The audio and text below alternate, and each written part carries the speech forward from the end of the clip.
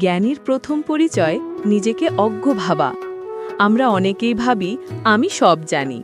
এই ভাবনাই আমাদের শেখার পথ রুদ্ধ করে দেয়।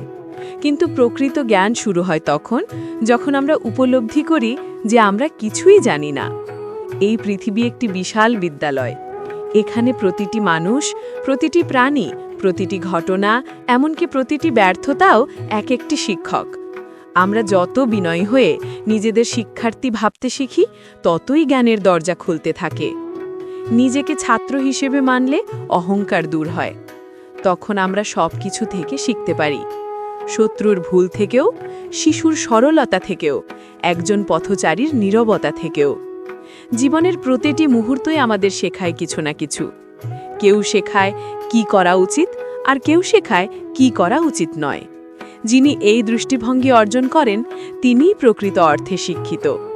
শেখার কোনো বয়স নেই, শেখার কোনো সীমা নেই। যে শেখা বন্ধ করে, সে নিজেই নিজের উন্নয়ন থামিয়ে দেয়।